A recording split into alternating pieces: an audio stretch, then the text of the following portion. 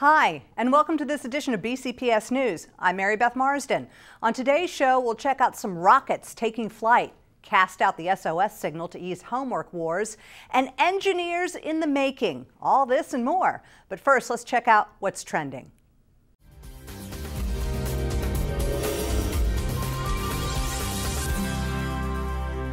The renowned Johns Hopkins Hospital pediatric neurosurgeon and co-founder of the Carson Scholars Fund made a rare personal visit to all 1,300 Woodlawn High School students. Dr. Ben Carson spoke to students about the importance of academic achievement, careers in science, technology, engineering, and mathematics, and striving to reach your full potential.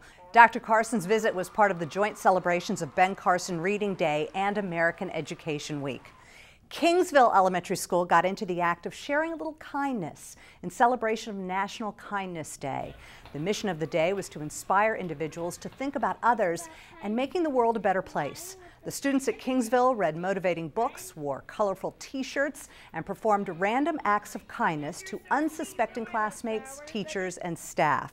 The school pledges that it will continue its focus on students being kind to one another throughout the school year. 15 male faculty members from Patapsco High School and Center for the Arts are changing the face of men's health by participating in the Movember campaign. Since November 1st, the guys, or better known as the Mo Brothers, have resisted the urge to shave their facial hair.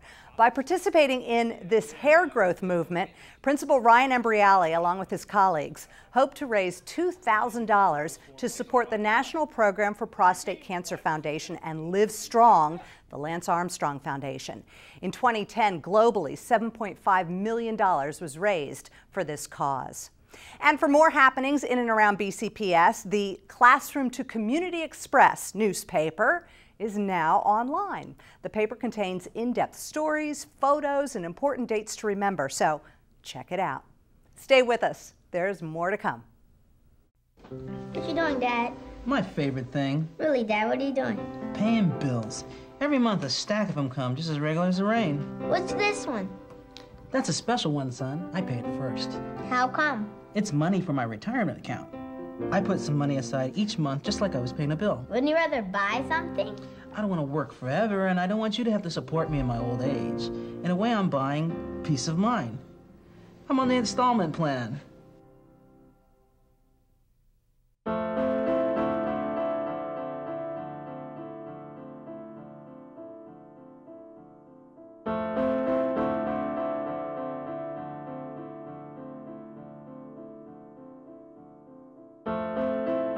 Behind the wheel, there is no such thing as a small distraction. A public service reminder from the American Academy of Orthopedic Surgeons. Speak out against distracted driving at decidetodrive.org. Hi, welcome back. George Washington Carver Center for Arts and Technology is well known for its arts programs, but some budding engineers are out to make a name of their own. Let's take a look. Twice a week, a group of students at Carver Center for Arts and Technology gather after school to collaborate on a project. Not an art project, they're building a robot. So can we extend these? The students are members of the 10-year-old engineering club at Carver, and it turns out that engineering is a perfect fit in one of the country's most honored arts magnet schools. Well, with arts, you have to be very creative to help solve different kind of problems with like painting or drawing. And it's the same with this. You have to problem solve, and each robot is designed to look good as well as perform to the best of its ability. We have our visual artists, we have people who know how to work with form, work with structure. What I do art-wise, I do a lot of sculpture. So it's basically like building an armature, the skeleton inside of a sculpture, but except you're using more physics-related things. On this day, the students are preparing for the upcoming VEX Robotics Tournament, which will bring together high school and middle school teams from around the county. The game this year is called Gateway. You have a playing field, and it's covered in a field full of balls and barrels, and your robot has to pick up the barrels and put them in different heights of goals to score points. The challenge of building, programming, and controlling a robot to perform specific tasks helps students develop skills in the STEM areas of science, technology, engineering, and math. Certain motor ratios and gear ratios won't work, and certain designs just won't cut it for the kind of work we're asking the robots to do. So the first couple competitions will be, just us trying to understand robots, programming, and everything. And then later will become actual competitive competition, like with the programming challenge and the manual control challenge. But the real fun will come in competition. It's a lot of stress because there's always teams around you who have messed something up or something broke, and they're always fixing it. And then your team, if something breaks on you, you're always running about trying to get it done. But everyone's always really in a good mood, and they're always friendly competition, and it's a really nice atmosphere. It's a lot of adrenaline. It's a lot of on-the-spot changing, quick thinking, fixing. But in the end, you always come out the better. You always end up knowing more than what you went in at first thinking. We wish them well in their competition. Now, the Goddard Space Center literally set up shop for the students at Hillcrest Elementary School as they took part in Rocket Day. Hello, Ms. Posner's class. Welcome to Rocket Day. All fourth graders across the county get to learn about space, but these students here at Hillcrest Elementary get to experience space in a whole new atmosphere. As an introduction to their space unit, students were given the chance to take home model rocket kits to build their own rockets to launch on Hillcrest's Rocket Day. Well, it's a really good experience because it lets kids launch rockets unlike most people can't do unless they work at a space place. The altitude of each flight was recorded in order to see whose rocket launched the highest. I'm going to take my device and I'm going to eye up and I'm hopefully going to get it. Okay, and Matthew Adams came in at 152. This experience not only teaches them about space, it allows them to explore different fields of science. It's very interesting just to learn about rockets because it helps me understand my father's line of work. For BCPS News, I'm Melissa Navoyski.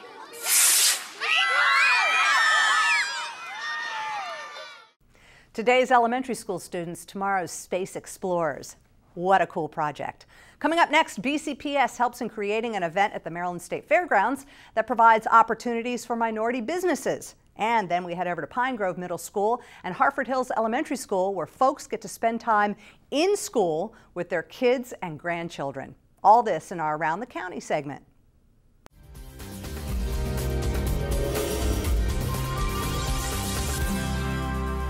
More than 110 general contractors had the opportunity to showcase their businesses to approximately 500 minority subcontractors at the 3rd annual meet and greet, which was started by Baltimore County Public Schools and co-sponsored by other government entities.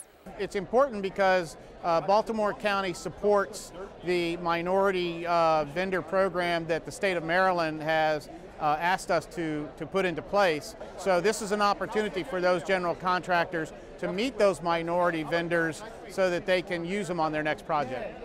The networking event was designed to highlight companies that hire minority business enterprise subcontractors or assist these businesses with financing, business management, or marketing. We are a business that is doing well. We are a small woman-owned business. It's been in business since 2000 and looking for opportunities. Harford Hills Elementary School and other schools around Baltimore County celebrated American Education Week, where parents and relatives were offered the opportunity to visit the classroom and see what's going on in their schools. Today's a special day because it's our open house day, and we have lunch in the lobby where parents can have lunch with their children, and we have many other things throughout the building. I'm here today, it's American Education Week, and I'm here to support my daughter. She's in 3rd grade, and I want to see what her day is like. What an informative week. Now let's go to Pine Grove Middle and see what's in store for them. During American Education Week, Pine Grove Middle School hosted a variety of events, such as their first ever Grandparents' Day. So today our grandparents and other family members are coming to Pine Grove Middle to see their students in action. And we also have a lot of grandparents who wanted to understand a little bit more about the academic setting here. But for some grandparents, it was more than just visiting a classroom. It's very important because a lot of the children today, the parents are both working. They don't have the opportunity for the support, and so we're that family link for them. Did you know?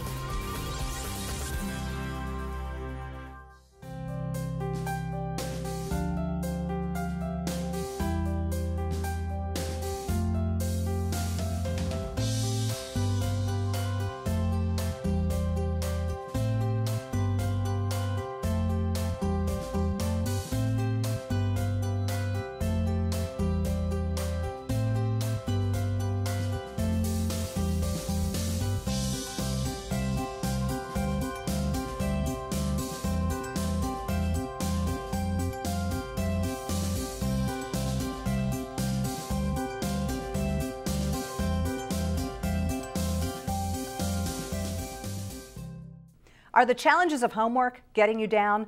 One school has an SOS Club to ease those homework wars, which helps students to be prepared for class. So let's take a look at our In Focus segment.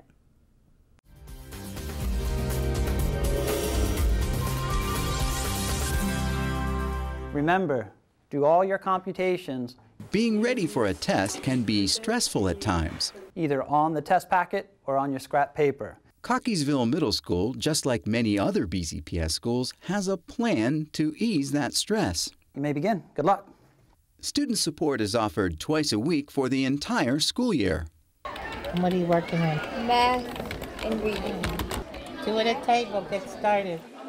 As students make their way to the SOS Club, teachers are ready to help. Why don't you write down what's due tomorrow and check off that you did it? What was the assignment that you had to do for tomorrow? The Treaty of Paris. Can you write that down? This SOS Club was formed so the students could have a place where they could do homework assignments and get help from teachers if needed. So that's the next one. 15 plus 9 is 24. They're so happy when they leave here because their homework's done. They can go home and report to their parents, hey mom, my homework's done. All the stress in the evening is off, and then the next morning they're ready for class because they've already done that homework. The next day we don't have to ask the teachers the questions and tell them that we didn't do our homeworks because we didn't understand. For teachers, volunteering their time has mutual benefits. The next day in class, they're so excited to raise their hand. Their homework's finished, and they're just more confident in the classroom. The cow. Okay, and who else agrees with the alligator? I think the horse. Correct. This club has not only helped improve their grades, but improves the student-teacher relationship as well.